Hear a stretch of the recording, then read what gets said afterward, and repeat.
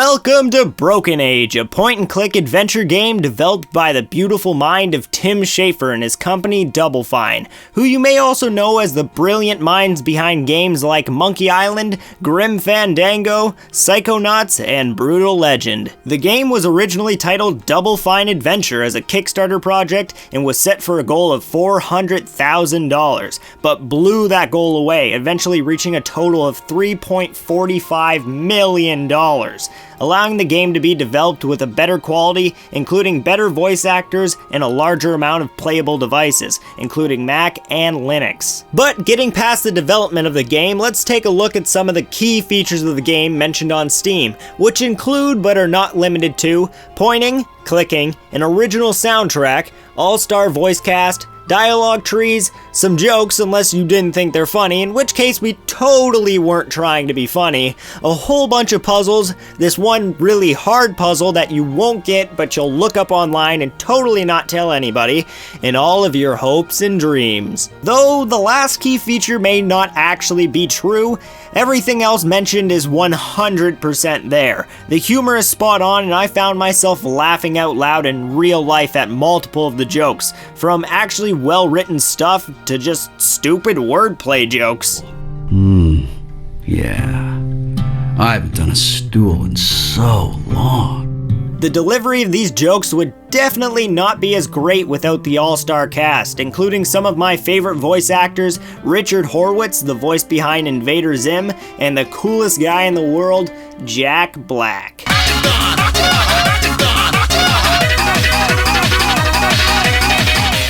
The variety of characters are also extremely enjoyable, from super cute fluffy yarn people to this creepy guy who I just get a bad feeling from.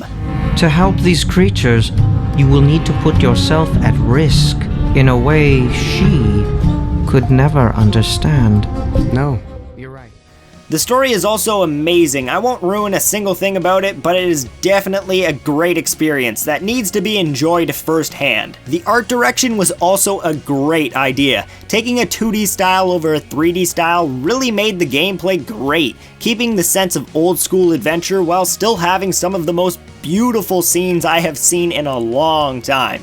And all of this beautiful art is obviously accompanied by a glorious musical score and some of the greatest sound effects I have ever heard. And since I think I've gushed about the visuals and audio enough, let's actually get into some of the gameplay. Broken Age is split into two separate stories, one following Vela, a young woman looking to break the traditions of offering human sacrifices to a giant monster, and Shay, who is also trying to break the tradition of a boring, overly safe lifestyle on a spaceship controlled by a computer. The game allows you to start off with either of these stories, and during each playthrough, if you get bored of the one, you can switch over to the other at any time, though I myself played through each story individually.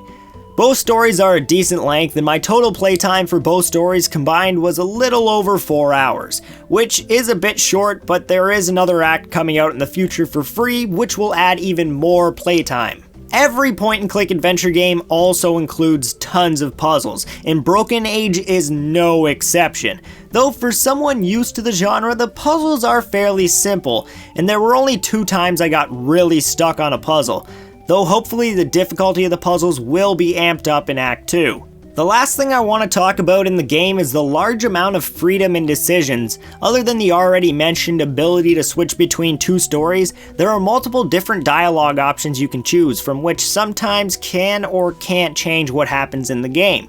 The other great thing that was added was an ability to skip cutscenes, which has to be one of the most useful things ever. Without it, I would have been angrier than I needed to be. Overall, looking at the full game, it's hard to find something wrong with it, and I really couldn't. I myself can't wait for the second act of the game. The game will be openly available for the public on January 28th, and I say this is one game this year you will need to pick up. The asking price is $24.99 or $22.49 for pre-purchasing it now, and it's well worth the content, plus the free Act 2 content coming in the future.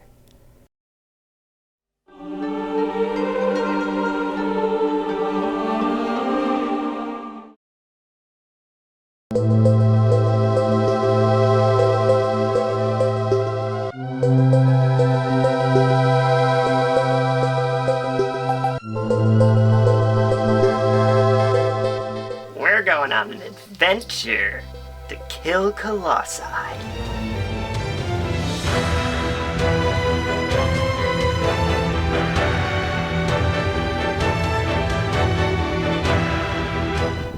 Hey, look! I found a Colossus!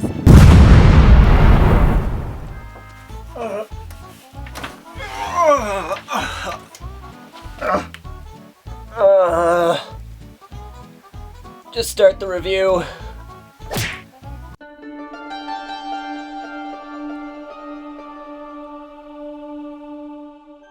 Welcome to Sutika, or more well known as Shadow of the Colossus, an action-adventure game developed for the PlayStation 2 by Team Ico, in which you play as a beautiful girl trying to save the love of her life who has been... Wait a minute. That's not a girl.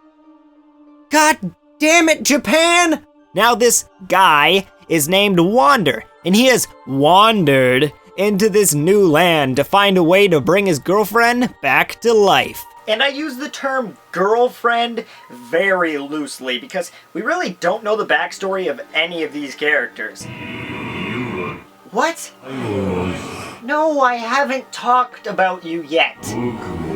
Hey, you watch what you're saying, or I will make sure to keep you out of the rest of this script.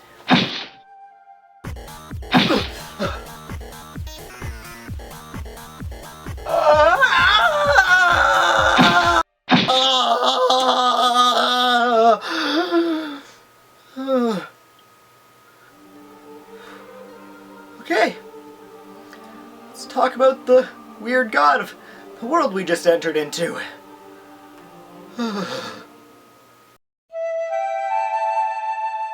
When first entering the Shrine of Worship, we encounter a godlike voice, which lets us know that we can resurrect our girlfriend by slaying the 16 colossi scattered through the land, which obviously won't be a simple task. They're fucking colossi. These colossi are scattered across the land, and to find them, you'll need a couple things. The first being your handy-dandy glowing sword that points you in the direction of the next colossus you need to fight. And secondly, you will need your trusty steed Aggro. And for old time's sakes, let's do this one last time. Yeah!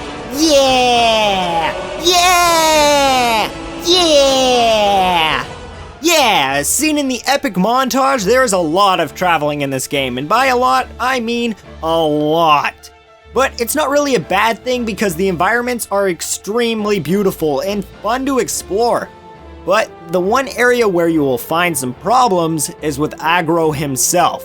Though his ability to automatically travel through tight spaces just by holding X is extremely nice, there will be a shit ton of times where it gets impossible to mount him, or he may just stop moving at random times, or even just not come to you when calling him.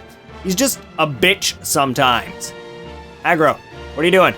Aggro, you dick! After dealing with all of Aggro's shit and traveling through the beautiful scenery of the land, you'll eventually find yourself here. Yeah, that's right. You have to kill that with just a sword and a bow. Every Colossus will have hair somewhere on its body, allowing you to scale the massive beast and find its weak spot. But scaling these beasts is no easy feat. Most of these Colossi are puzzles themselves, having to figure out what exactly you need to do to get to their weak spot, which adds some great challenge to each of the Colossi. But finding out how to climb them isn't the only feat you'll need to overcome. This little guy here is the grip meter. As you climb and hold on to an enemy, the meter will slowly start to drain, and if it reaches 0, you will lose your grip and fall plummeting back down to the ground, yelling out 50 curse words as you realize you need to climb all the way back up to where you were. And as you ascend the massive monsters, they will try their best to knock you off by shaking frantically and making you lose your balance, and will delay your arrival to their weak spot. But once you overcome the thrashing and shaking and reach their weak spot, it's time to kill them. Hitting the square button will start charging up your sword attack, and the longer you can hold it without being interrupted, the more damage you'll be able to deal out. Congratulations! You just defeated your first Colossus! Only 15 more to go that are much stronger and larger and will probably make you cry. Oh, and don't mind the black tentacles of death. What tentacle? Oh my god! And I'm not going to lie, after replaying this game, I definitely have to say it is one of the best PlayStation 2 games ever made. Actually, you know what? I could probably go out saying that this is one of the best games ever made for any console ever. The scale, the graphics, the amazingly brand new idea, and the ending of this game are some of the most amazing things I have seen in video game history. With tons of different colossi, each looking more beautiful than the last, and some of the most relaxing horse riding segments ever, what could be better? Standing up on a horse like a badass while riding next to a giant fucking flying dragon and then jumping off your horse onto the dragon, that's what's fucking better. Gangnam Style. I personally don't think I can do this game much more justice. Like, really, what can I say? It's a game about fighting giant fucking monsters. I can't think of something cooler than that. And it's not really just that, it's the fact it was executed so perfectly and it plays just beautifully. Now, if only Team Ico would hurry up and finish The Last Guardians, you pieces of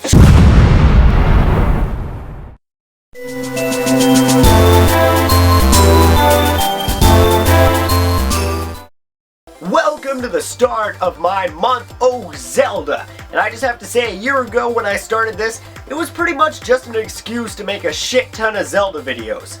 And I really didn't think I would be doing it again this year. But, due to popular demand, it is back for a second coming. And we're starting off this month huge with my top 10 favorite Zelda games of all time. So strap in, get ready, because I'm about to piss a lot of you off, because this is my list and it's nothing like anyone else would make. Number 10! Now I was going to put Link's Awakening here, but I haven't really beaten that game, and I kind of think this game deserves to be here a little bit more. So fuck it.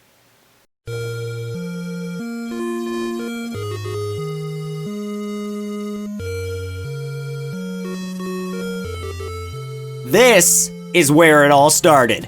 This is the original Zelda game. Not this, this. And well, even though it is pretty outdated and super confusing, I really think it deserves to be on the list for being the sole reason we have everything else on this list.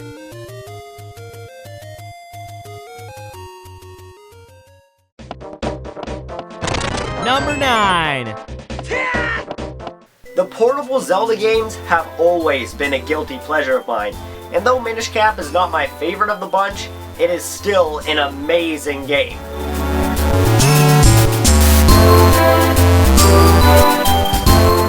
The dungeons in Minish Cap are some of the best I have ever played. From the Palace of Winds floating way up in the sky to the super sexy hot cave of flames, which all include great memorable bosses that I love. Gleerock, for example, has one of the best artistic designs I have seen in a Zelda boss in a while, with the contrasting blue, red, and white colors making it pop out extremely well.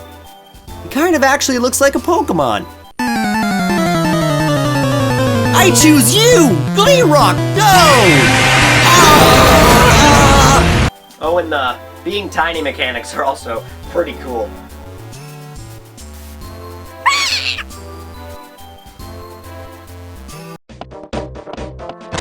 Number 8! Oh look! It's another portable Zelda game! Yay!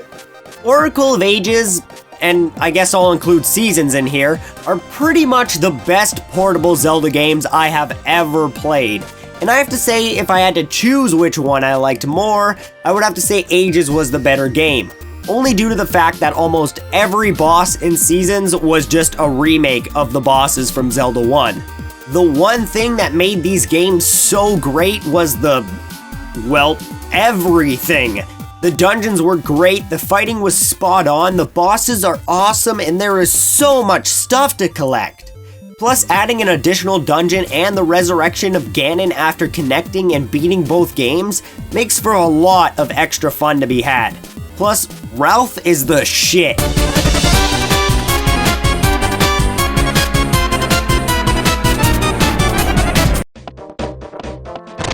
Number 7. Now, when I first started this video, I said this. So strap in, get ready, because I'm about to piss a lot of you off. And you may be wondering why I said that, because everything so far seems pretty normal. Well, after these next couple picks, you're gonna hate me a lot. Number 7 is A Link to the Past. Oh god, not the face!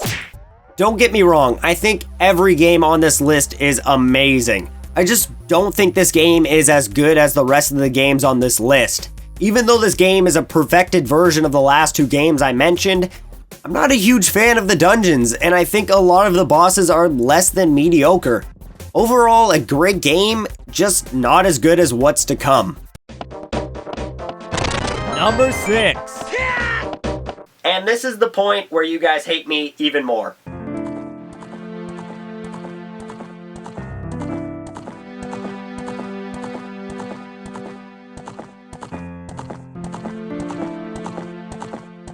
Yes, Ocarina of Time, the masterpiece that it is only number 6. And I have to say, it's really because of the controls.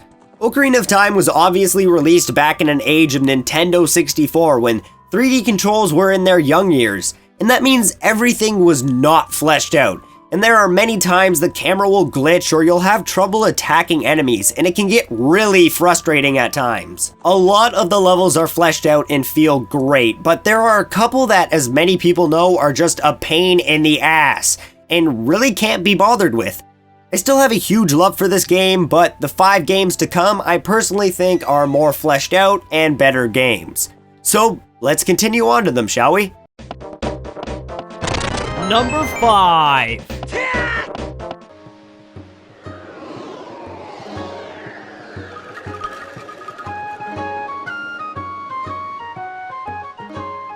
Fucking beautiful. That's really the biggest thing about this game I can say, especially since the release of the HD version of the game. And even though I have some things I dislike about this game, and me and Dex fight constantly about if this game is a masterpiece or not. Somebody's talking shit about me. It was you, wasn't it? You lying piece of shit. There are only a few small problems compared to the amount of amazing things this game has in store for you, especially in the HD version. Amazing dungeons with great designs, fun puzzles, and even though a lot of them are rehashed from the old games, the bosses are also pretty awesome. And the music is just so good. I just slurp it all up.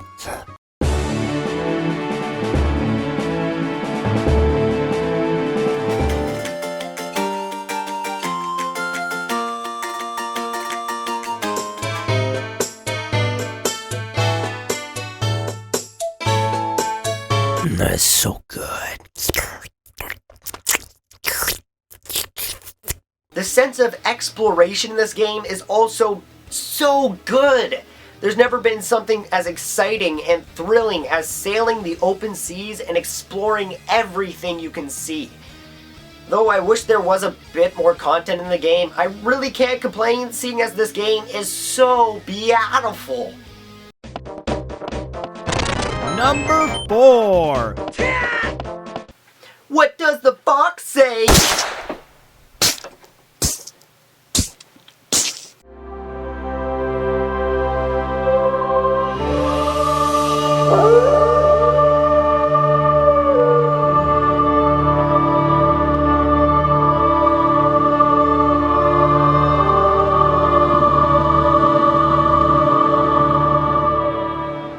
Twilight Princess is this, but perfect.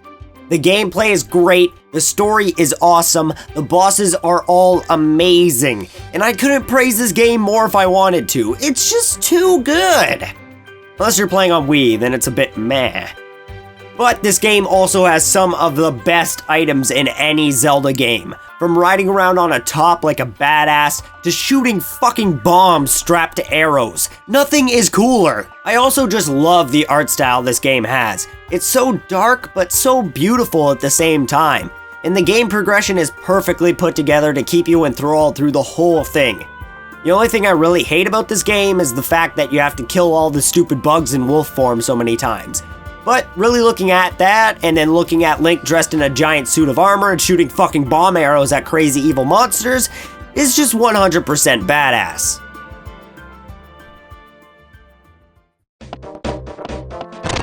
Number 3. We're getting down to the wire here, and what could possibly be next? Well, if you guys waited 5 seconds, you'd know, but you're so impatient. Jeez, I quit, I give up, you guys suck. Roll the next clip.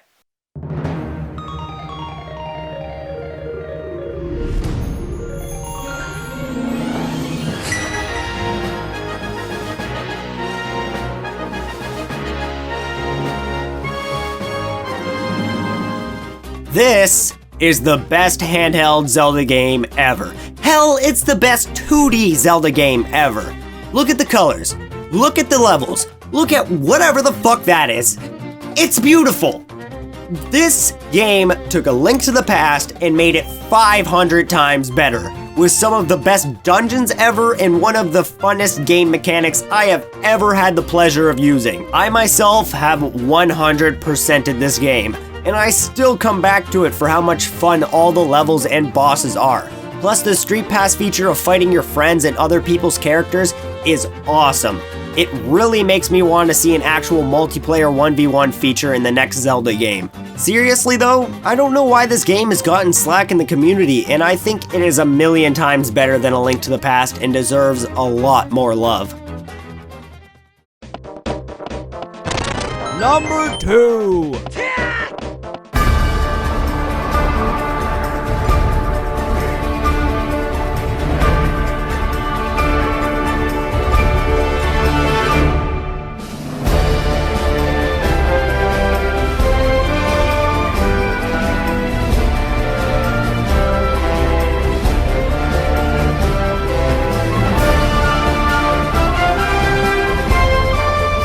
Okay, just hear me out because I know a lot of people hate this game.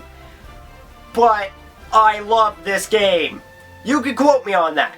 Badman loves Skyward Sword. Badman 2014, quote that shit. First off, let's get the basic thing out of the way.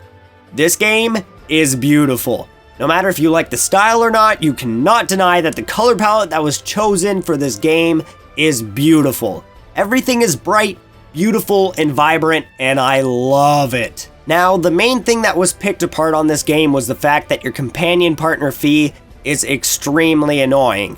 And at first I thought the same thing, but through the game, and especially after the first dungeon, she really shuts the fuck up, and you get to enjoy her beautiful character, from the way she acts to the beautiful dance scenes she gives you. Her character design is also just plain beautiful. It's something straight out of a fairy tale, and I love how she looks. The second thing I hear people complaining a lot about is the Wii controls are horrible.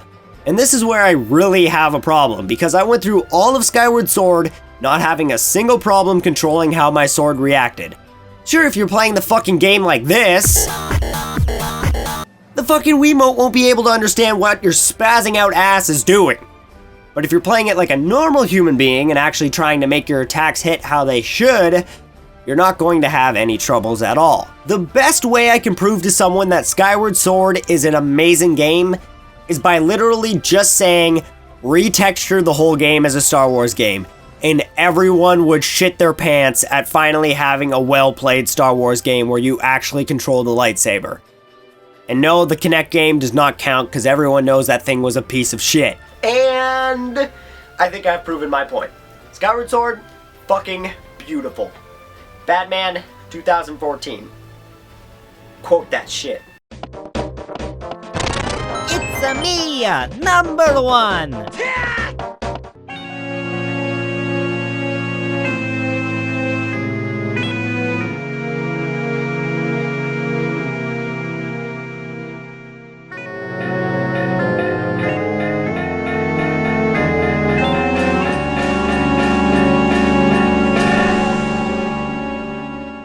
Okay, so seriously, anyone who has watched my videos before will have known that this was going to be my top pick. But for people who have not seen my videos before, here is a link to my top 10 favorite video games of all time, where I talk about Majora's Mask, my favorite video game of all time. And here is a link to a video about Majora's Mask where I talk about why Majora's Mask is my favorite video game of all time. After watching those two videos, you will realize why Majora's Mask is my favorite video game of all time. Have I said favorite video game of all time enough yet? Yeah? Okay, good. You get the point.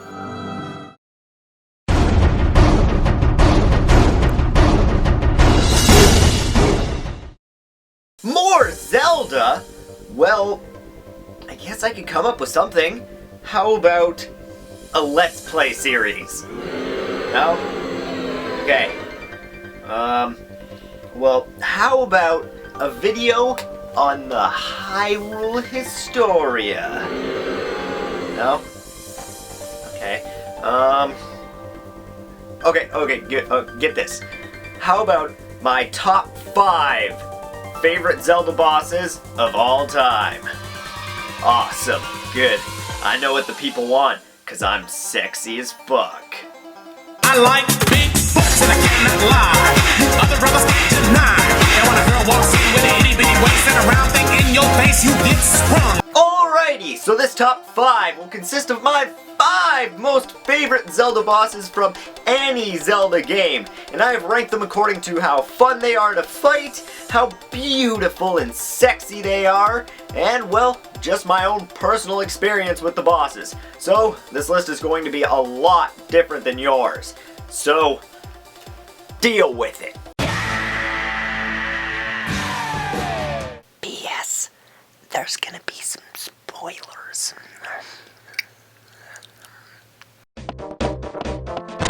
Number 5. Would any of you be surprised if there was a boss from Majora's Mask on this list? No? Okay, good. Our first entry to this list is Majora himself, and, well, he's just a sexy beast. The first time I played through this game, I kept wondering what the final boss fight would be like, and boy was I not disappointed. When first following Majora into the moon, you're very interested to see what you'll find. And well, the last thing you would expect is a beautiful open field with a giant tree in the middle. This had to be one of the most shocking experiences in gaming for me. And once you reach the tree and talk to the child with Majora's Mask on his face, you're teleported to a very, colorful room. The first form of the battle is Majora and the other masks you have fought up to this point. A very simple design and easily beaten. But once you get him to his second form, oh boy, get ready for some crazy shit. The music kicks up into this crazy xylophone melody and Majora grows legs and arms and starts running around like a chicken with his head cut off. And he does some crazy leg kicks. But last and certainly not least, Majora gets super buff and gets whips and starts really kicking your ass. Overall, this boss pretty much just makes the list because I love Majora's Mask, and because it's a hilarious boss fight. But let's actually move on to the good picks. Number 4. Welcome to Ganon! Now all the old 2D bosses for me are just meh in size and scale, and never are that exciting to me. But holy moly, Ganondorf from Ocarina of Time really brings on the excitement. After disabling all of the crazy hazy lazies, you're allowed to enter Ganondorf's inner tower. And as you climb this tower, you will slowly hear the demonic organ creepily getting louder and louder and louder. Until, BAM! Ganon playing an organ. What a pimp.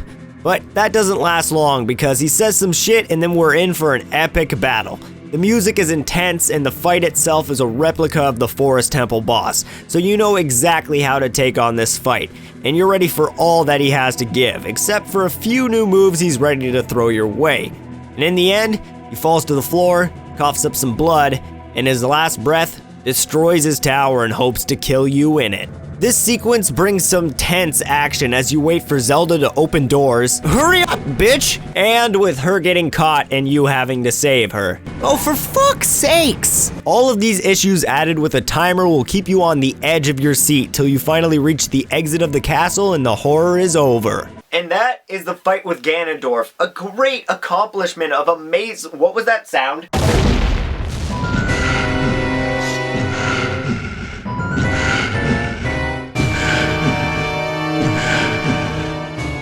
Bam! Right when you thought the game was done, you're hit with this beautiful cutscene, pulling us right back into the action. But we aren't fighting Ganondorf anymore. No, the power of the Triforce has transformed him into a massive monster of epic proportions, scaling over Link and leaving you without your Master Sword and having to defend yourself with whatever items you can. And though the scale of Ganon may be impressive in Ocarina of Time, he was actually supposed to be a giant monster that you would have had to have climbed to kill, like the Colossi from Shadow of the Colossus. This can be proven by looking into issue number 225 of Nintendo Power, where an interview with Yoshiaki Kazumi can be read stating that Ganon was going to be huge, but due to issues with the camera, the idea was scrapped. I like to also assume that this can be seen in the Hyrule Historia when looking at some of the scrap designs for Ganon. When looking at the first draft for the Great Demon King Ganon, the way he is drawn and proportioned makes him look more like a giant than a normal human. And looking up a bit to a more recognizable version of Ganon, he can be seen from a low-angle shot, making it seem like Link would be looking up at him from the ground like he was a giant monster. And though all of these facts are amazing and I would love to see them implemented into another Zelda boss in the future, we really can't forget about the beautiful landscape that this fight takes place in. The dark environment surrounded by the debris of the now destroyed castle and the Ring of Fire keeping you caged in with the monster gives for a crazy feeling of desperation like no other. The weird green glow of Ganon's skin also just gives off a creepy vibe, just like the offset colors used on Bowser in Mario 64 to make him look more creepy. Overall, Ganon is one sexy beast, and he does a great demonstration on how artists can come together and create a masterpiece that one can just sit back to and experience. Number 3. Welcome to Ganon! Again. Yeah, this is the last time, I promise. But this time we'll be taking a look at Ganon and Ganondorf from Twilight Princess. Ganondorf in Twilight Princess is definitely my favorite variant from any game in both gameplay and design. To get to Ganondorf at the top of the Hyrule Castle that he has now taken over, you'll need to put all your skills to the test. And right on tops, yeah! When finally getting to the top of the castle, you're greeted by Ganondorf on the throne. And after a brief chat, he takes control of Princess Zelda and you're forced to fight her. This portion of the fight is a replica of the original fight with Ganondorf from Ocarina of Time, with a few minor differences, which is a nice callback to the original 3D game. And once Zelda is saved, Ganondorf has had enough, and transforms into the great pig beast Ganon. Now I have to stop and bring attention to the music in this portion of the battle. Oh man. That chanting just gives such a weird feeling, and to me gives a feeling of Ganondorf not being in control anymore, making for him just being, well, a monster. And this creates some worry and tension for me as a player, and I love it. But because I'm a badass, Ganon is quickly brought down and Midna sacrifices herself to take out what is left of Ganon and teleport you away from the castle. And all is saved. And once again, Hyrule can be a place where everyone just... Damn it, not again! Well, here we are on horseback, and I just have to say, this is amazing! After the multiple horse riding battles through the game, I would have been very disappointed if I didn't get a chance to fight Ganondorf on horseback. This is something I have wanted to see since Ocarina of Time, and I am so glad it is finally here. And after the epic horseback battle, we are leapt into a one-on-one sword battle with Ganondorf himself. Now I would just like to point out that this battle is the main reason the A button on my GameCube controller barely works anymore. I have replayed this battle just for this moment, over and over and over. It is just so much fun. Heading face to face with the biggest villain in the Zelda franchise could never be more exciting. Jumping in and landing your sword blow, smashing A to try to push Ganondorf back and then slashing him to pieces. And I would just like to mention that in the end, he dies standing up. Yeah, he doesn't fall down, he just stands there with the sword stabbed through his chest. No censorship at all. Number 2. I've already stated how much I love Skyward Sword, and this next boss is pretty much the embodiment of that love. I'm obviously talking about Colossus.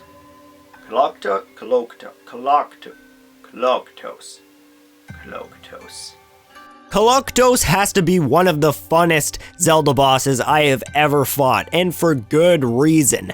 After beating the temple he is stowed away in and getting used to the new awesome whip you have obtained, Girahim revives Colossus and sets him loose on you. His first form requires you to take his arms off by using the whip, revealing his weak point in the center of his chest, and then laying the smack down on him. But Colossus is pissed, and he is not going to just sit around and take you beating the shit out of him. So he grows legs, and grabs himself some swords, which is pretty fucking scary. Just look at that shit. He's swinging 6 swords right in your face. But with some skill and effort, you can dodge his attacks and rip his arms off. But his weak spot is now sealed up, so how are we supposed to deal any damage to him? Well, with his own weapon, of course. Walking over to the swords Colossus is now dropped allows you to pick them up and use them against him. This allows you to break through the steel cage, blocking his weak point and throwing some damage his way. Throw in a couple more swings, and Colossus is going down. Now, Colossus is this high up on this list pretty much just because he is the funnest boss I have ever faced. But that's not the only reason he's this high up on this list. Colossus is also designed extremely well from a design point of view, and is a perfect match for the current temple you are in that obviously has a huge Indian background to it. And he is also designed extremely well gameplay-wise. Every boss in the Zelda franchise is known to need the item obtained in the dungeon to defeat them, and Colossus uses this very well. Looking at his arms, you can notice ring-shaped pieces that look just like other items in the dungeon you learn that you could pull on with the whip. And using this knowledge to your advantage, you take out the whip and test out your luck on him. And it works! Plus, his giant beating heart in the center of his chest is totally not an obvious weak point that you need to attack or anything. It's me, number 1. I know, this pick is my pick. I do not know a single person, acquaintance, or friend who would put this on their list. Never mind putting this person on the top of their list. The person I'm talking about is the one who started it all, Demise. Demise is one of the most challenging, graphically impressive, and overall most immersive bosses in the Zelda franchise. After fighting your way past hordes and hordes of enemies that at the start of the game would have been a huge challenge just fighting one, you were met by Girahim, who is trying to resurrect Demise using Zelda's soul. And after an impressive fight with him, you learn that the ritual was still going through during your fight with him, and it has been completed and the Demon Lord Demise will rise from his slumber. The tension brought up to this point is insane. Constantly hearing about this monster and having to fight his weak giant form, you have no idea what to expect. And once you first lay your eyes on him, it is breathtaking. The pulsing of the scales on his body, his hair changing from the deep dark black to the glowing fire red, and then he turns to Girahim and slays him without taking a single step. Yep, you know the guy who just kicked your ass for the past 10 minutes? Well, the next guy you have to fight just killed him without moving from where he was standing. That is some intense shit and really gets you in the mood for the battle to come. The most notable thing about Demise is how honorable he is. Even though he knows he could slay Link in an instant at the state he's in after the last fight, he gives him a chance to back down or to fight him, and then gives him time to rest while he goes and creates a whole different dimension for them to fight in. And I just have to say, this dimension you fight in is beautiful. The water reflecting you and Demise in the bright sky, it just looks great. It has to be the best place for a final boss fight, and I love it. But that's not the end of it. The conversation they have on how much Demise hates the gods and what he will do to you, your family, and everything you know and love if you lose, really gets you pumped up. And as the fight begins, the clouds instantaneously turn gray, and everything gets intense. The fight is a hard one that takes good aim and precision timing, and after enough blows are landed, Demise falls to the ground. But it's not long before he's back up on his feet, and now you know shit is real, as the sky gets more blue and the lightning and thunder starts to fill the sky. And this is where the game sneaks you a little trick without you knowing. Demise holds his sword straight up just like you would for a skyward strike, and a bolt of lightning hits his blade, electrifying it. And if you miss this tip, it is still 100% possible to beat him, but it gets a lot harder. But if you notice it and you raise your sword right at the perfect time, you'll also gain the power of electricity, allowing you to release a powerful attack on Demise and leaving him open for some swipes of your sword. And as the battle comes closer and closer to a close, you try to land the finishing blow, and Demise seems to slip away closer and closer to his death, till you finally land that killing blow, and it is the most satisfying thing ever. Demise is my favorite Zelda boss of all time. And if you guys disagree, well, you can just post what your favorites are in the comments below, because I would love to hear what you guys like, because there are so many Zelda bosses to talk about. And don't forget to like, share, and subscribe, because I got 1 or 2 more Zelda videos to post this month, and I hope you guys look forward to them. I love you all in the hearts!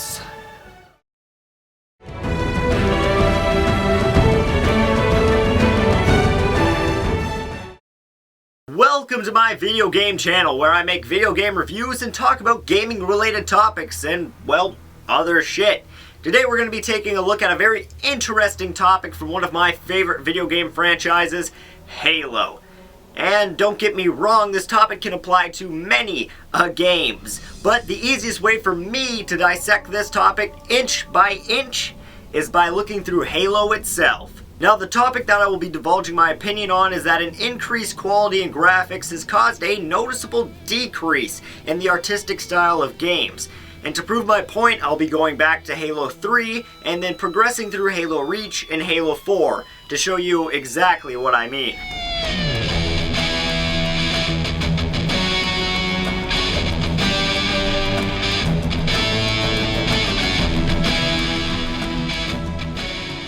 Now, Halo has always been used as an artistic platform through the years, using the many options in the game to create maps, levels, montages, machinimas, and even more. So looking at Halo from an artistic point of view is a very simple thing to do.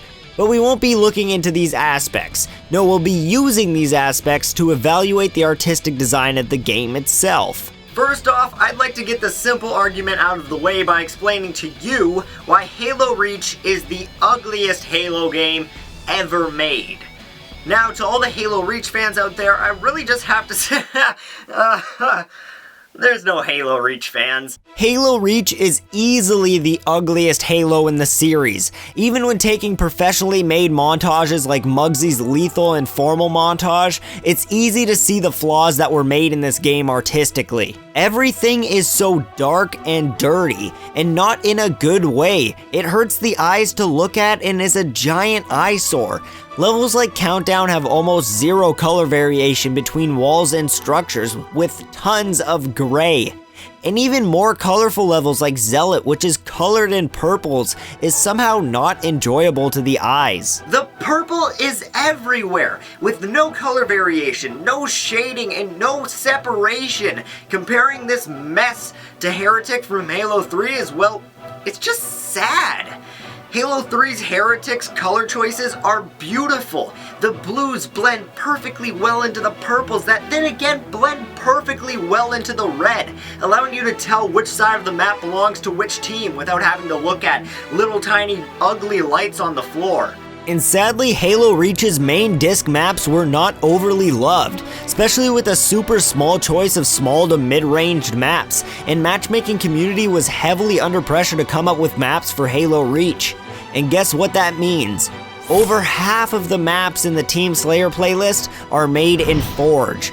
And guess how the Forge maps look in Halo Reach? Gray.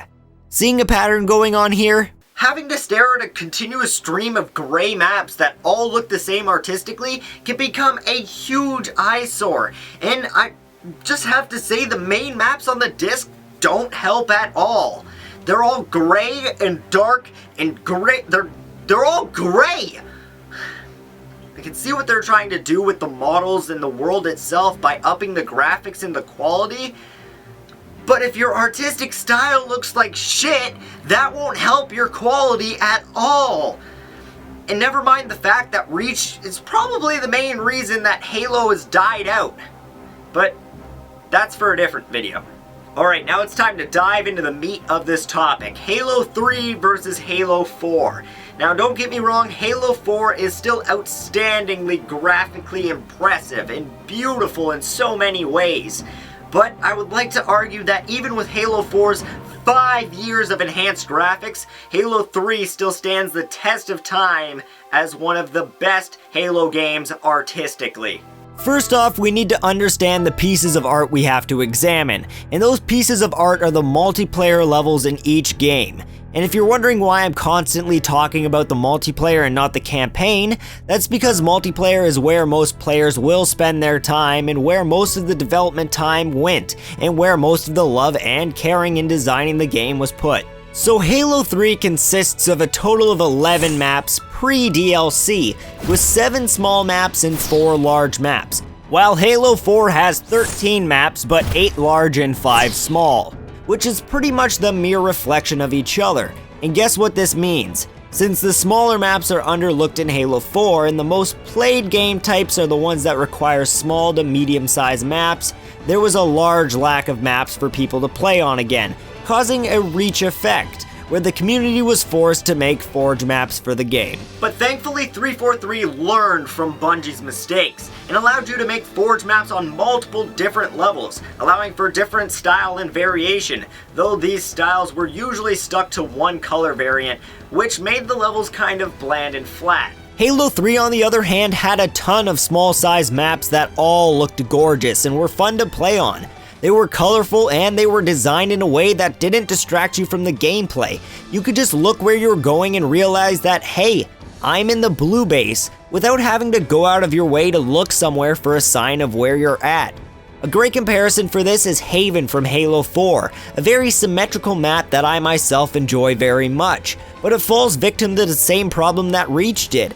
Gray level design with no color to help you figure out your coordinates on spawn. Even just taking the 2 different color Spartans and putting them next to each other and examining how they look, I personally think the Halo 3 Spartan looks much better. You can see through these images how much the Bungie team cared about contrasting colors. They didn't just pick a red and a blue and made the characters that color. No, they carefully picked a color and extremely contrasted the other, allowing enemy players to pop out quite a bit more in your base and allowing you to blend in a bit more within your own base. This is perfect artistic design, thinking outside of the box, using your artistic design to enhance the gameplay itself.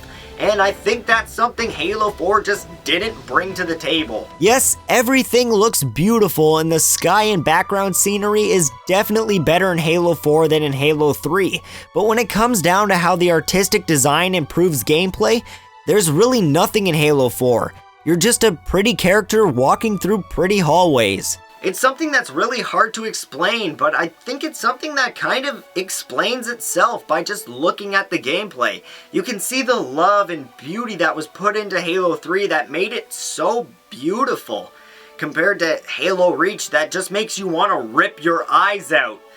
But Halo 4 was definitely a step back in the right direction, and I just think 343 needs to realize that Halo isn't a realistic game.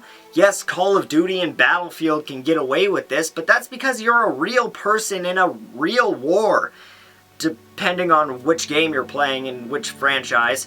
But I really think 343 just needs to see that they need to step out of the box. Use some crazy colors, create their own definition of reality, and remember that gray is ugly as fuck. Thank you for watching. I really hope you can now see how an artistic style can change a game in the most major of ways.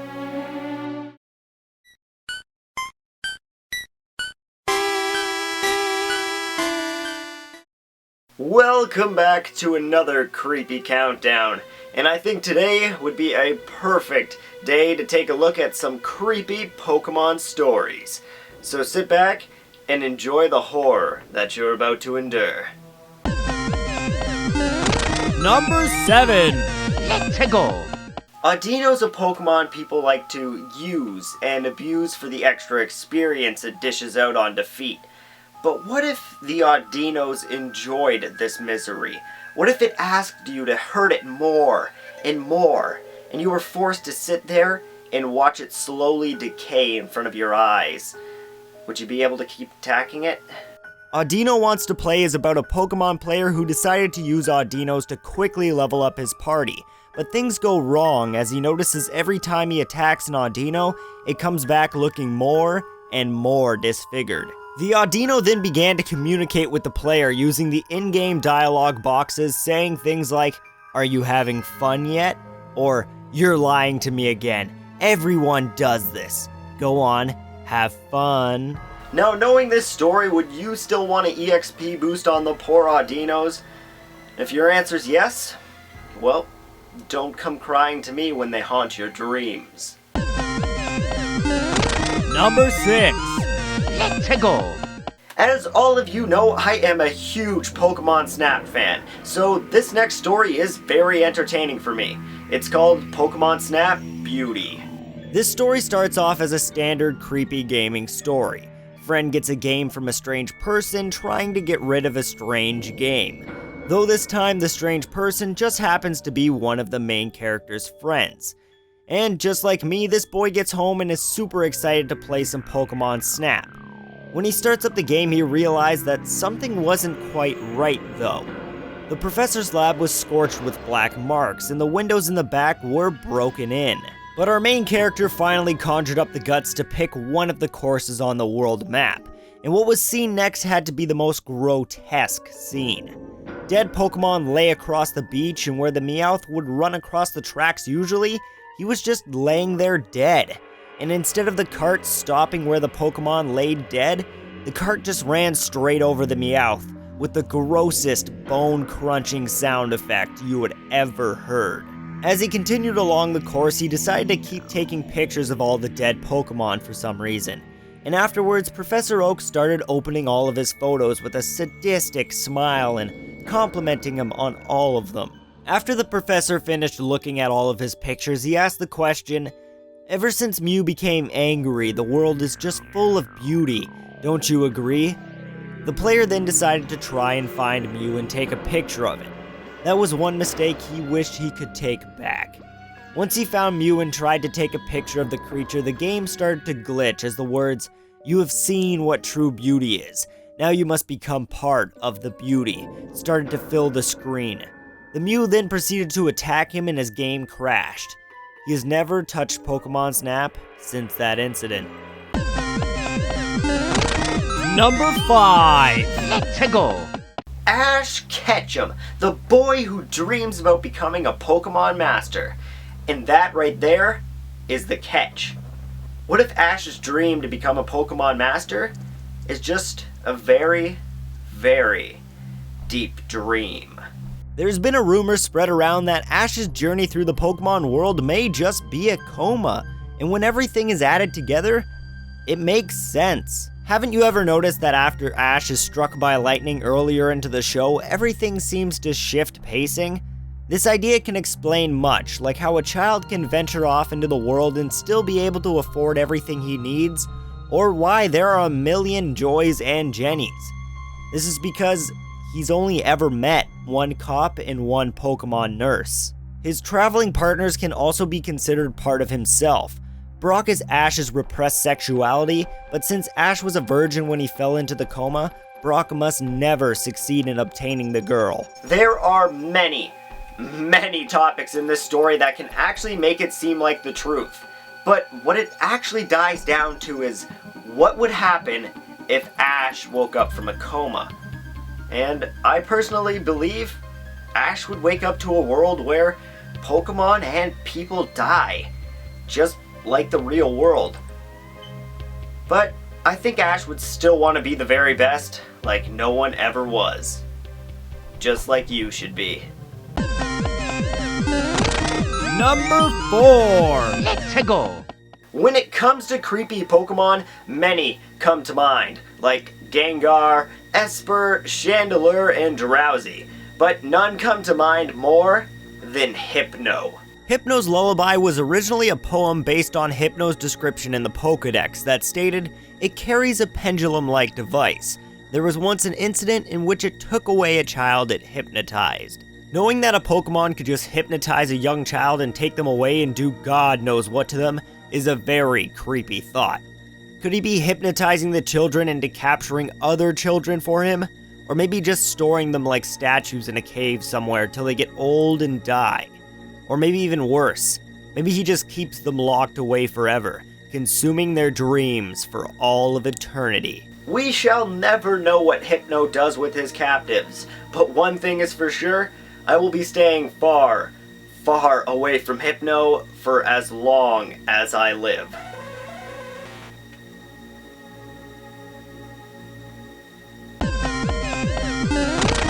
Number 3. Let's go. Being a Pokemon Master is every kid's dream, but what exactly does that mean? Who will remember you, and what will keep you relevant in the future? Pokemon Lost Silver is a story that touches on this exact topic, by pitting you against Red and watching you slowly decay away as you travel through this torturous game of Pokemon in horrible-looking rooms. But in the end, you find yourself in your grave and learn that despite your efforts in collecting so many badges and attempts at becoming a Pokemon Master, you were still unable to avoid the inevitable fate of death, and your efforts were eventually forgotten by the next generation. Lost Silver definitely teaches us to think more about the characters we're playing as in games and, well, what exactly happens to them after we beat the game. Number 2. Let's go. Before Pokemon Black and White hit the shelves and millions of people got to enjoy the adventures that it had to offer, there was already another Pokemon Black that had been released. Pokemon Creepy Black is a story about a boy who picks up a black cartridge Pokemon game from a flea market to discover it was a very special version of Pokemon Red, where you received a ghost-looking Pokemon with only one move called Curse. This move gives you the ability to kill Pokemon, and after the battle, if you select Curse a second time, the trainer will be gone and replaced with a tombstone, signifying that you killed them.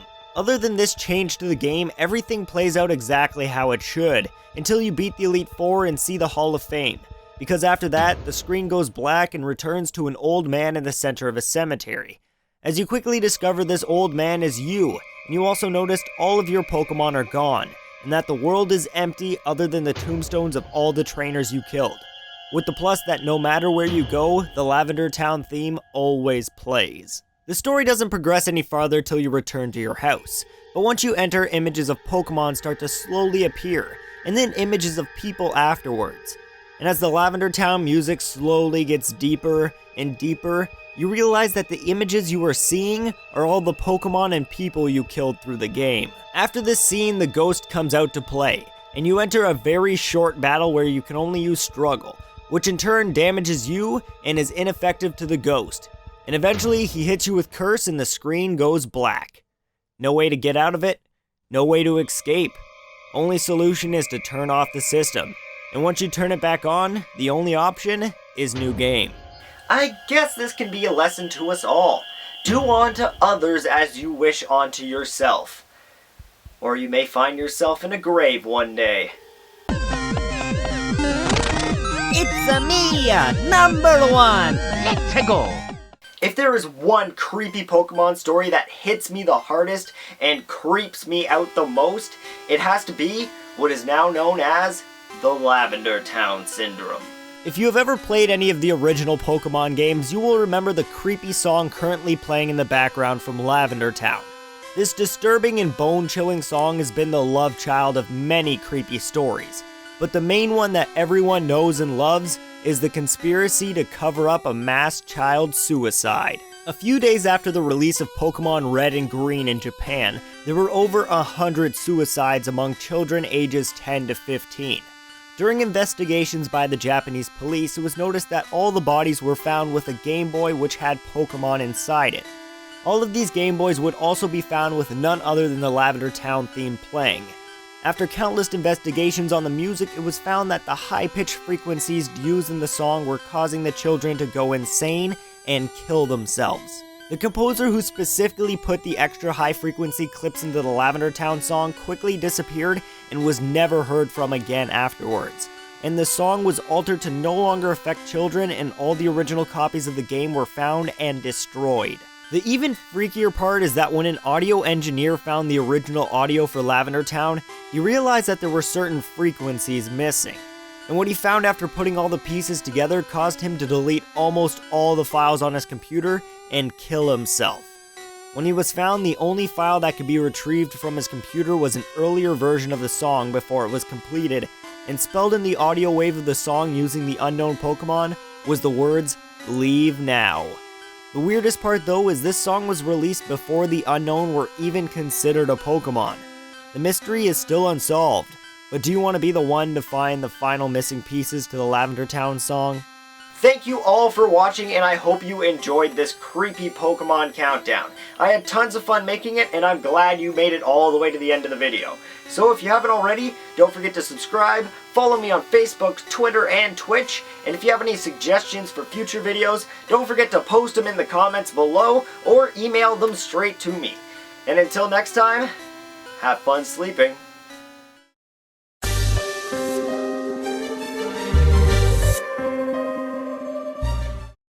Bosses are hard. They're designed to be that way. They're designed to challenge everything you've learned in a game up to that point. And, well, some bosses are just so ridiculously hard that, well, they make you throw shit, and they make you angry, and they make you want to punch your little brother in the face. But you don't, because you're a nice person. So, in the glory and the amazingness of these bosses, I've decided to make a list of my top 10 hardest bosses in video games. But I don't think I'm qualified enough to make this list by myself. So, I have invited my friend Black Rose to help me along with this list. So, welcome to the top 10 hardest bosses in video games. Number 10! Let's go! Oh yeah, when you see this guy at only number 10, you know things are gonna get dicey. Lou has definitely earned his spot on this list though. The guitar battle with Lou is going to be a non-stop failfest until you get your roots firmly set in the song. You're playing a metal cover of a country song, so it's inherently got a lot of tough bits that will test your skills and finger speed. Whenever Lou gets an attack that he can use against you, he will immediately throw it your way, all the while playing everything absolutely perfectly. This fight amounts to seeing if you can hit all of the notes and use your power-ups wisely. If you can stay right on top of things and keep your fingers from getting tired, the battle isn't too terribly hard. The problems come in the song and its ridiculous solos and speed. If you're not prepared to give your fingers a workout, then be ready for 6 minutes of pure hell. Number 9. Let's go! Super Meat Boy is a game most well known for its ridiculous difficulty, so seeing its final boss on the list shouldn't come as a surprise to anyone. Dr. Fetus spends the fight chasing you in a set pattern with a homing missile launcher, but that's the least of your problems when you have to maneuver a labyrinth of more saws than you can count. This fight requires your utmost attention. Dodging the saws demands very precise timing, and you can't take too long or the moving saw barrier will catch up to you, and that'll be the end of it. And don't forget, Dr. Fetus is constantly chasing you with his bazooka, so if he catches you sleeping even for a split second, you're going down. No questions asked. But winning is only half the battle. What? What I mean is that when you press the final button and send Dr. Fetus plummeting to his doom, he presses the real final button in a last-ditch attempt to send both him and you straight to hell. Now with Bandage Girl, who thankfully doesn't impede your movement, at your side you have to go back through the entire saw maze. But this time some of the passages are blocked or destroyed, so you have to completely rethink how you beat the level. All we have to say is thank God there is a checkpoint before this part. Bottom line, the battle against Dr. Fetus is an incredible test of your reflexes and your patience. And if at any moment you think you're safe, think again while you still have the ability to think. Number 8. Let's go. Compared to Devil May Cry 3, Devil May Cry 4 isn't a very difficult game. The only moments that are really truly hard are the second fight with Dante and the preposterously hard fight with the Savior. Most of the game's bosses are slow, have attacks that are easy to dodge once you see them coming, and overall are only made really hard by the amount of damage they soak up before they die. Then the Savior comes in and uppercuts those ideas into space. Even if you know exactly what he's going to do next, he'll more than likely hit you because of the speed and size of his attacks. This fight doesn't really start per se until you break all of the blue crystal weak spots dotted all over his body. And even that is hard when you consider that he barely gives you a second to attack them unless you stun him first. And even then you have to bounce all around all over the place and hope you land next to one. Once you manage to do that, the Savior gets pissed and acquires a health bar, which has so much health that it could take you 10 to 15 minutes to beat him. No exaggeration. And that's assuming he doesn't crush you with his immense size. Doesn't help that you can only use your guns against him for most of the fight, and those things barely do any damage. He does have some projectile attacks, but his giant sexy celestial kick of death, which instantly knocks you off the platform you're on if you don't get off, is troublesome. And so are his insanely powerful punches and kicks otherwise. Granted, there are a bunch of tools and weapons that can stun him all over the arena, and there is a section about halfway through the fight where he is stunned in a way that you can attack him with your sword, causing a load of damage to him. But that's not going to keep him off the list. I'm sure there are tons of people who can beat this guy with absolutely no trouble, but hey, this is based off of my experiences and I suck. That's a solid performance for an old fart like you.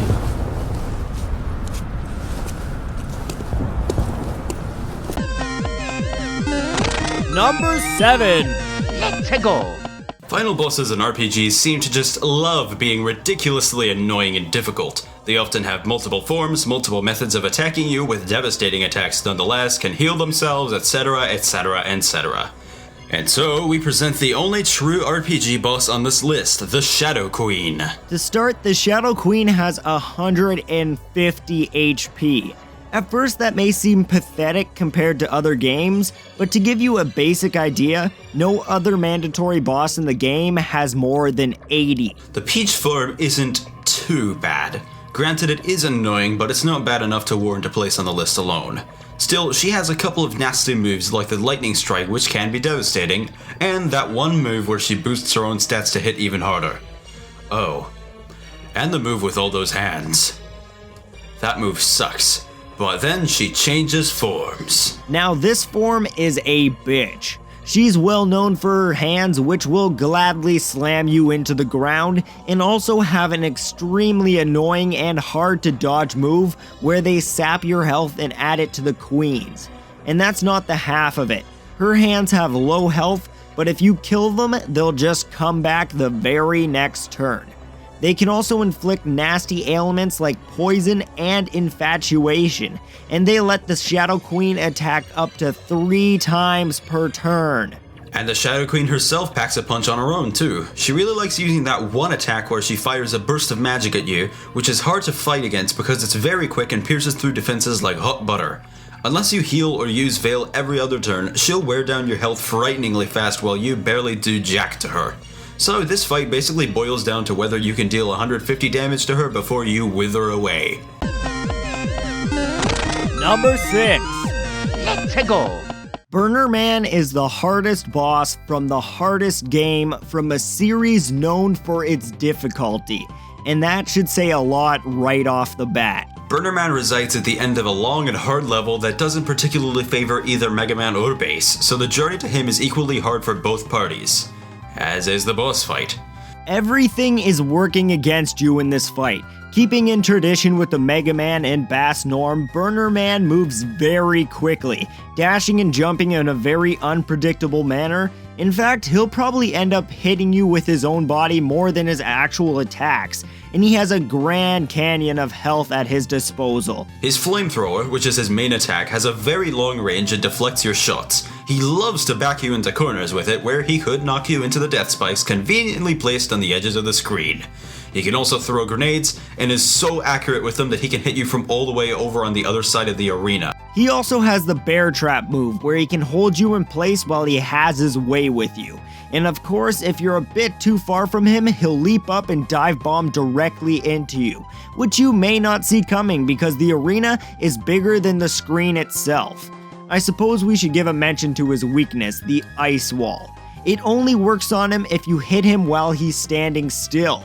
And if he's standing still, he either uses his flamethrower, which makes it nigh impossible to hit him, his throwing grenades, which makes it nigh impossible to approach him, or he's about to dash right into your face. If you hit him with the ice wall at any other time, he breaks it apart before it can hit him, wasting precious ammo, and it only has 10 uses. So if you waste too much, you're gonna have to go Buster only. Like, goddamn, Capcom must really hate us. Number 5. Let's go. For a series that's widely considered to be too easy, Kingdom Hearts gives away cheap, annoying, and overly hard bosses like candy. There's the Leech Grave, the Hydra, and Demyx, the Ruler of the Sky. But we're settling for the infamous Sephiroth. This one's pretty simple to explain, really. Sephiroth has a giant sword. He moves really fast around the arena, and he attacks really fast too. If he hits you with his sword, it does enough damage to knock out half of a maxed out HP gauge. He can also teleport behind you to deliver a surprise attack that will nail you if you're not ready. Aside from that, he has his Heartless Angel attack, which is unavoidable unless you interrupt him while he's summoning it, and it drains your magic to 0 and your HP to 1. He's also got the Supernova, his ultimate attack where he summons a bunch of meteors and then sends a blast of darkness right onto where you're standing. You really have to be prepared for the absolute worst if you're gonna go after Sephi. If you don't have second chance dodge roll and MP rage with you, consider yourself dead already, and be ready to have a very sweaty controller after the hours it'll take you to beat him. Number 4. Let's go. The Wither is infamous for being nearly impossible to beat. Even ignoring the fact that you have to kill an average of 120 Wither skeletons just to spawn this thing, it's more than likely going to bring your adventure to a screeching halt. Hell, it can decimate you, everyone, and everything with you with a giant explosion before the battle even starts. And if it doesn't kill you then, it will probably kill you when the battle gets going. The Wither shoots Wither Skulls, which explode if they hit you, causing devastating damage and the Wither effect on anything above easy. That Wither effect slowly chips away at your health, and unlike poison, it will kill you instead of leaving you with half a heart left. And if that skull hits any living thing, not just you, it'll also heal the Wither, which is already healing itself at a constant rate, might we add. And it has 3 heads, so it can spam the skulls like you would not believe, and it flies in the first half, which makes melee attacks hard to land. It gets worse.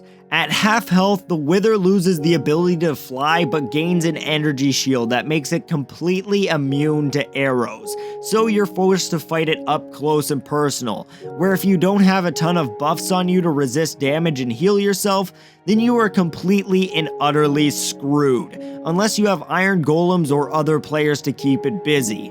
Not to mention obsidian, which is the strongest usable material in the game, won't protect you against it worth jack. In fact, it can break every block it comes into contact with except bedrock. It's literally unstoppable, and it'll happily put to waste the hours and hours of time it took you just to get to it in a matter of seconds. What a prick.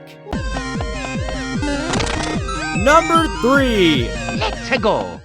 Now this is a proper final battle right here. Man, I really miss the way Rare handled final battles. And also everything else. Don't start. Right, okay. The Hag one is an insanely hard final boss that took me years to beat. It puts just about everything you know to the test in a truly glorious final battle. It starts off simple with a couple lasers that you have to jump over, but the stakes get higher and higher from there. Before long, she starts pelting you with mortar cannons, which split into 4 pieces of really fast shrapnel each after exploding. After that, Grunty revs up the drill and charges at you, but she'll try to catch you off guard by suddenly turning around and hitting you with the lasers again. At this point, you have to use the Clockwork Kazooie to go inside the tank and blow up 2 batteries to get the Hag 1 to break down. And until that point, she'll pull out trivia cards between attacks to quiz you on the rest of the game, and getting it wrong means she's gonna use stronger spells. But it doesn't end there, oh no. After that, Grunty will ditch the questions and send out minions to chip away at your health, while she sits back and relentlessly pelts you with her fastest spells, one after another after another. Then she'll send out toxic gas, which limits the amount of time you have to beat her, and when she only has 1 hit point left, she'll start using her deadliest spell, which moves really fast and is fired like a machine gun.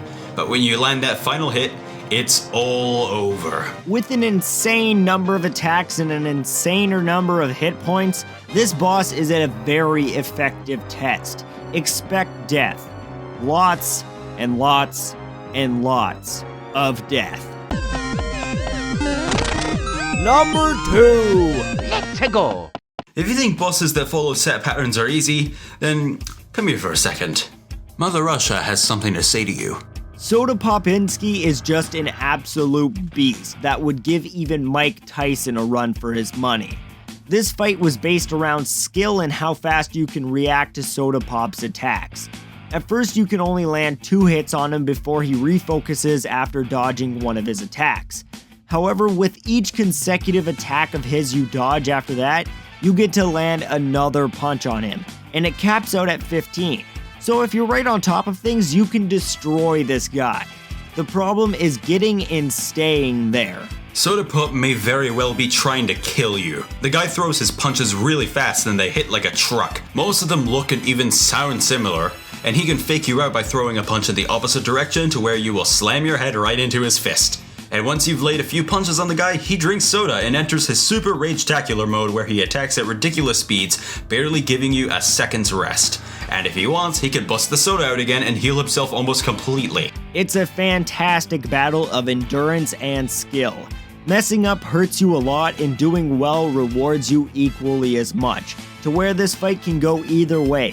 But more than likely, it'll end up with you getting royally destroyed and him making Mother Russia proud over and over and over. It's me, number 1. Let's go. Number 1 on this list is a weird one. We're willing to bet that almost none of you have heard of 187 Ride or Die, but a certain boss in it topped the list with absolutely no trouble. Behold, the mighty Cortez. Cortez gets this spot for one reason and one reason alone. His battle takes place in a parking garage with 4 floors with Cortez himself on the 4th. In the first 3 floors though, you have to go through 3 battle royales with enemies, which isn't too terribly bad. But then Cortez shows up. Cortez is armed with a rocket launcher that locks onto you, requires perfect timing to dodge, and instantly kills you if it hits, which sends you back to the first floor and forces you to go through all those enemies again. Add in a ton of health and tight corridors and you have yourself one tough fight. As basic as this fight is, it's brutal. Absolutely sadistic. Sure, it sounds like it isn't too bad in theory, and it is a very simple boss fight, but here's the problem. Cortez gives you absolutely no room for error. If you mess up, even the slightest slip of the fingers, you're being sent back to the start of the parking garage and being forced to fight your way back to him. Every other boss on this list at least gave you a slight chance, but Cortez doesn't. He takes the cake. I would just like to thank all of you for watching this amazing video, and I would like to thank Black Rose for coming in and helping me with this list, because if not, it probably would have turned into a top 5 because I couldn't think of anything that would be original, and that's boring.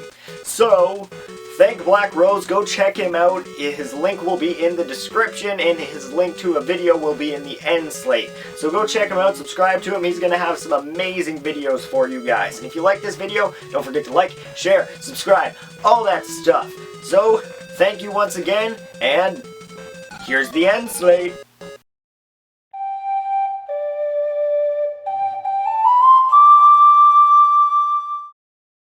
Another year has come and gone, and another E3 has passed quicker than expected. And we've gotten to see some amazing games this year and gotten to see what the next gen of consoles is bringing us. So that's why I've made this top 10 games that I'm most excited for from E3. So let's hop in and get excited for new games! Number 10! Let's go! Last year when Sunset Overdrive was announced, I wasn't too excited about it. And I was kind of let down since nothing about it was really shown, and a lot of people were saying bad things about the game and what was happening behind the scenes of the game. But I kept my hopes up for the future, and well, boy did keeping my hopes up not let me down. Finally being able to see some gameplay from Overdrive got me really excited. The ability to slide on rails and shoot at enemies just looked really cool, including all the traps and the theme park style levels. It looks amazing. It kind of reminded me of a mix between Dead Rising and Jet Set Radio, which is a welcome game style and something that I can find myself being extremely into playing. Now I just hope that it's co-op in some form or another. Number 9! Let's go! When Battlefield Hardline was announced, I did not care one little bit about anything in that game, and I thought the Cops and Robbers idea wasn't that cool or fitting for a Battlefield game. But when Rainbow Six Siege was announced, that Cops and Robbers game blew my mind. There were just so many cool ideas implemented into the gameplay video that was shown off, including a 5v5 gameplay match where one team locks down a house and a hostage, while the other team tries to break into the house and save the hostage by any means. And when I say any means, I really mean it. You could use your guns to shoot holes through almost any part of the house, shoot down doors, and use tiny cameras to search rooms, or just use bombs to blow holes in the ceiling. With all of these elements in a competitive shooter with a twist, I'm super excited to play it, especially when you can shoot a hole in a wall and have a teammate snipe someone through that hole. Number 8! Let's go! Even after all the controversy that Project Spark has brought up, I have to say I am extremely excited for this game. With the ability to create, it will always attract amazingly talented people to create new levels and content, just like people did with Little Big Planet. But with this game, anything is possible, and creating different and completely new games is so much more possible. So I can't wait to see what people have to create, and well, the Conquer games the fan base will create. I have to say, it'll probably be better than anything the Rare team could have come up with. So, who knows, maybe this whole thing is for the best. But we'll have to just wait and see.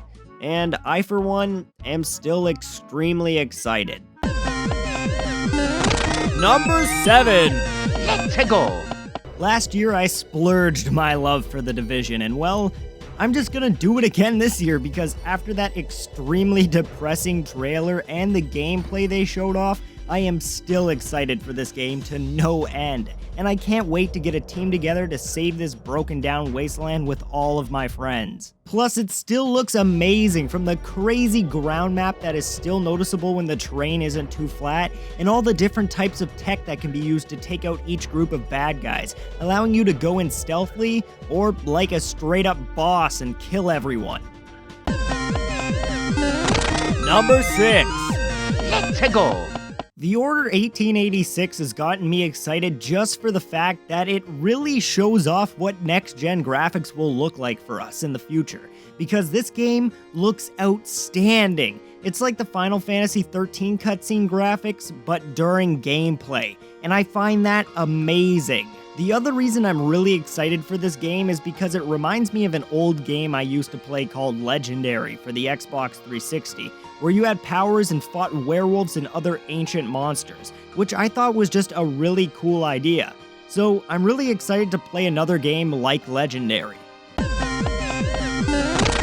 Number 5. Let's go. Back when it was announced that the Left 4 Dead team was creating a new game, my exact words were, who cares? And that's how I felt for a long time, until I was finally able to see some gameplay and realize what the game was actually about. And then I was like, oh my god! The idea behind Evolve has to be the most beautiful thing ever that can only be pulled off this well with this new gen of consoles coming out. And the 1 versus 4 style of gameplay really intrigues me. Making one character super overpowered than the other 4 allows for the main group to really come together as a team and work together to beat something stronger than them, which I love. The other thing I really like is that as the game goes on, the monster can evolve and get stronger. So you could either try to quickly take out the team of 4, or hide through the whole game till you are Uber God and demolish all of their souls. And that's exactly why I'm excited for this game, and I think it will be one of the most fun multiplayer games of this coming year. Number 4. Let's go. Smash Bros!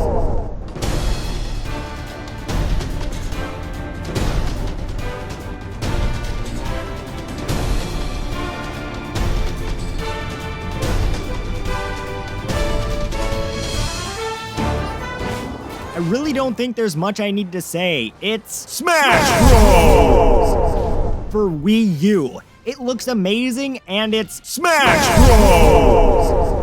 But seriously, this Smash Bros is looking to be the best one in the series, especially after seeing all the characters that are currently in the game, and after watching the live event and tournament, I can't wait to get my hands on this and punch out Mario and Pac-Man as Little Mac. Other than that though, there really isn't much I can say. It's Smash Bros, and I'm excited for it. Number 3. Let's go. Yeah, Zelda! Yeah, not much I can say about this one either. Other than, I love Zelda, and this new one looks like it's going to be amazing so far. With great graphics, cool gameplay, and an open world, I'm really excited to play more of it. But till there's more gameplay shown, I can't really say much other than I love Zelda, and I can't wait to play this game for hours on hours on hours on end. Number 2. Let's go. No Man's Sky has intrigued me a lot, but not exactly for the same reasons it's intrigued everyone else. And that's because a while back I started following a game called Rodina, which is an indie game currently being put up for Steam Greenlight, which allows you to fly from planet to planet, exploring different worlds and initiating space combat, just like No Man's Sky. Except Rodina included the ability to create and edit your own ship, and use actual game coding to hack other players' ships and mess with their stuff. So when I first saw No Man's Sky, I had to double check that it and Rodina were not connected in any way, and that I hadn't missed anything since I last checked up on Rodina. And to my surprise, these games had nothing to do with each other, and were separate games, which was kind of upsetting to me, but doesn't mean I'm not extremely excited for this game still, since this game will really be a more AAA style of space exploration, and I'm really into this gameplay style at the moment and what exactly it could mean for the future of video games. Imagine a giant MMO where you could freely fly between hundreds of planets, or an FPS where you could fight on land then fly into space and fight on a different planet, giving galactic battle a new definition.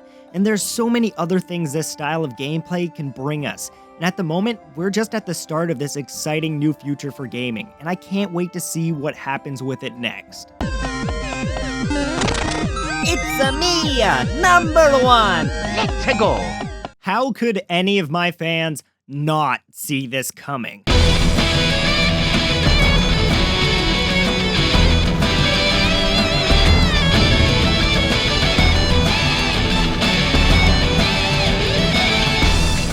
I love Halo, and this announcement has got me excited and really makes me want an Xbox One.